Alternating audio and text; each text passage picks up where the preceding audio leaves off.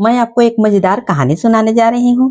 Paris में इब्राहिम नाम का एक आदमी अपनी पत्नी और बच्चों के साथ एक झोपड़ी में रहता था। वो एक साधारण गृहस्थ था, पर था बड़ा धर्मात्मा और परोपकारी। उसका घर शहर से 10 मील दूर पर था। उसकी झोपड़ी के पास से एक पतली सी सड़क जाती थी। एक गांव से दूसरे गांव को यात्री इसी सड़क से होकर आते जाते थे।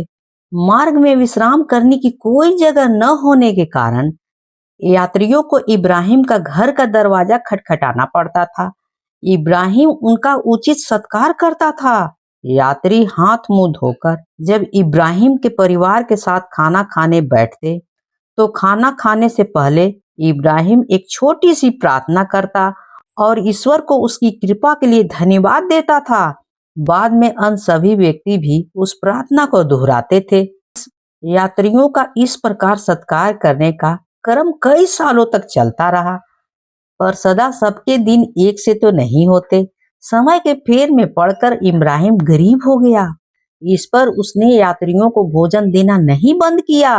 वह और उसकी पत्नी बच्चे दिन में एक बार भोजन करते और एक बार का भोजन बचाकर यात्रियों के लिए रख देते। इस परोपकार से इब्राहिम को बड़ा संतोष मिलता था, पर साथ ही साथ उसे कुछ गर्व भी होता था और वह यह समझने लगा कि मैं बड़ा धर्मात्मा हूँ और मेरा धर्म सबसे ऊंचा है।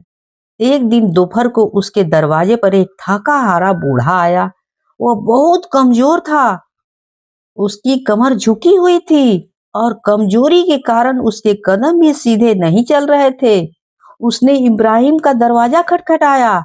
इब्राहिम ने उसे अंदर ले आया और आग के पास बैठा दिया। कुछ देर विश्राम करने के बाद बूढ़ा बोला, बेटा, मैं बहुत दूर से आ रहा हूँ, मुझे बहुत भूख लग रही है। इब्राहिम ने जल्दी से खाना तैयार करवाया और जब खाने का समय हुआ तो अपने नियम के अनुसार इब्राहिम ने दुआ की। उस दुआ को उसकी पत्नी और बच्चे ने उसके पीछे से दोहराए। इब्राहिम ने देखा वह बूढ़ा चुपचाप बैठा हुआ है। इस पर उसने बूढ़े से पूछा, क्या तुम हमारे धर्म में विश्वास नहीं करते हो? तुमने हमारे साथ दुआ क्यों नहीं की? बूढ़ा बोला, हम लोग अग्नि की पूजा करते हैं। इतना सुनकर इब्राहिम गुस्से से लाल पीला हो गया और उससे कहने लगा, अगर तुम हमारे खुदा में विश्वास नहीं करते हो और हमारे साथ दुआ नहीं करते, तो इसी समय हमारे घर से बाहर निकल जाओ। इब्राहिम ने उसे बिना भोजन दिए ही घर से बाहर निकाल दिया और दरवाजा लगा दिया। पर दरवाजा बंद करते ही कमरे में अचानक रोशनी छा गई और एक देवदूत ने प्रकट होकर कहा, इब्राहिम, यह तुमने क्या किया है? वह गरीब बूढ़ा 100 साल का है।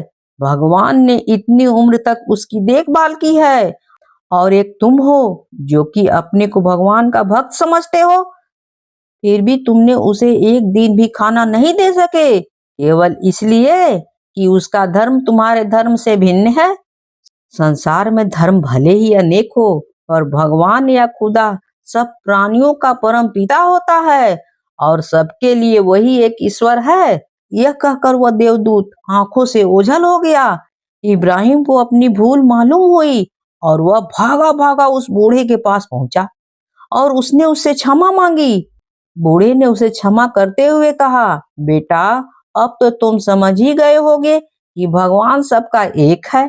यह सुनकर इब्राहिम को बड़ा आश्चर्य हुआ, क्योंकि यही बात उस फरिश्ते ने भी कही थी। अब समझ में आया। इसके बाद इब्राहिम ने उस बूढ़े को भरपेट खाना खिलाया और अपने ईश्वर से क्षमा मांगा। अगर कहानी अच्छी लगी हो तो please like, share and subscribe जरूर कीजिएगा। भूलिएगा बिल्कुल नहीं। कहानी होती है समाप्त।